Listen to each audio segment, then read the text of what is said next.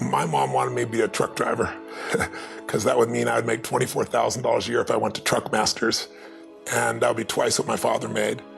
And she thought that would happen, but something inside of me said, I don't want to drive a truck. There's something else that matters more to me, and I decided I was not gonna go for money instead of passion. And the rewards have been pretty amazingly better than being a truck driver. It's not bad being a truck driver, it's just not what I was after. And I look back, and one of the things that helped me was my original teacher, Jim Rohn, who was a personal development speaker I went to hear when I was 17. He said something the first time I heard him, and he said, you know, it's really simple. If you want life to change, you gotta change. If you want life to be better, you've gotta get better. It's the only way it happens. And luck will show up for people and it'll leave them. But if you're constantly improving who you are and what you give, game over. When people ask me, what does it take to be happy? I always tell them one word: progress. Progress equals happiness. Even if you're not where you want to be yet, if you're on the road, if you're improving, if you're making progress, you're gonna love it. You're gonna feel alive. On the other hand, it doesn't matter how successful you are, if you stop growing, you start dying inside. I've always had this belief: if you want to be successful at anything in life, never leave the sight of setting a goal without doing something that commits you to fulfillment. If you get, like, you're in state, right, when you do something. While you're in state, that's the time to commit yourself to something that makes you follow through.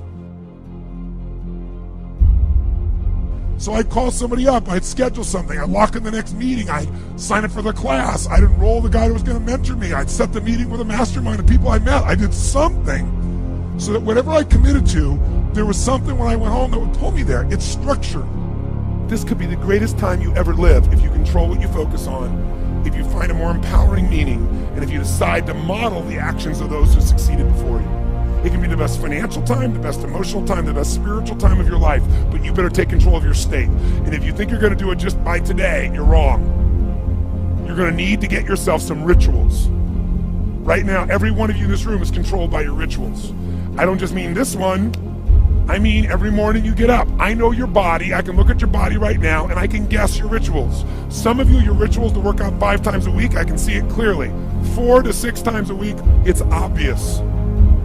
Because you couldn't look like that if you didn't do that. Some form of workout, I don't care if it's walking, lifting, whatever. Some of you, it's obvious that lifting weights is part of it. You can see by that man's muscles. I know what his rituals are, because your life comes from your rituals. If you don't develop the ritual, you're kidding yourself. How many agree with me on this? Raise your hand and say, I. And there are rituals that put you in state, and there are rituals that take you out of state. But if you've got what you know, that focus, the target, and you got the toolbox, and you're still not getting what you want, it's because you got inner conflicts. That's the third pillar. You've got to resolve your inner conflicts. Because that, as I try to explain to you, 80% of success in anything is your psychology, and 20% is the mechanics. So those inner conflicts are when you take 2 steps forward, you pull 3 steps back, right? When you say, boy, I'm totally committed to this, but you don't follow through. This is my expertise, the why guy part. Why? Why do you keep saying you want this? You have crystal clarity, you have the tools, and you're still not getting it? There's a conflict in you. Align your life with what is most important to you. And then once you are in a position where you're aligned, guess what you'll do? Take action. You won't have to work out. When everything's in alignment, there's nothing pulling you away, boom, you go for it. Progress comes when you tell yourself the truth and you're able to feel the uncertainty and take action anyway. The thing that stops us all is fear. It's no surprise. Fear of failure, fear of rejection, fear of the unknown, fear of not looking good. And that fear we could translate into the simple thing of uncertainty.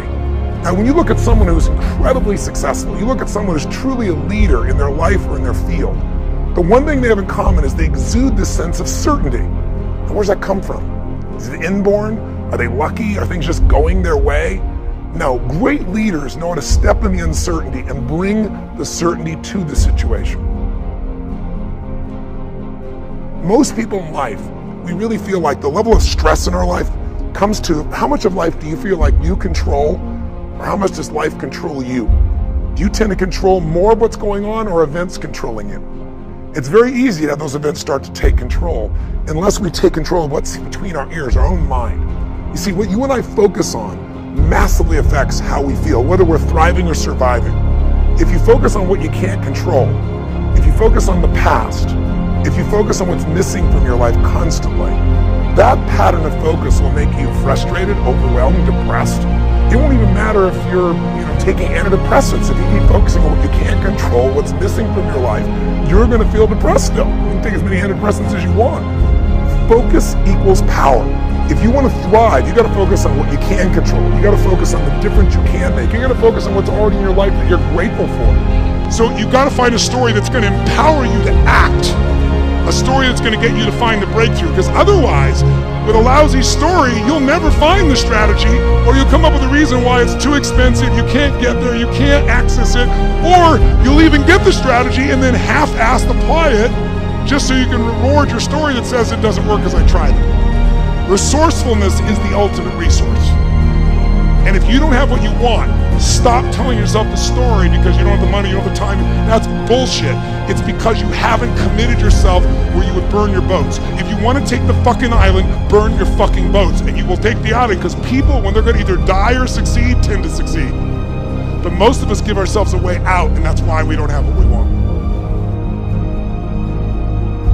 I was thinking about where this journey began for me, my desire to serve. Every day before I get on stage, I do this thing to whip myself into a peak state, and then my last words are, "Use me, Lord." That's my prayer.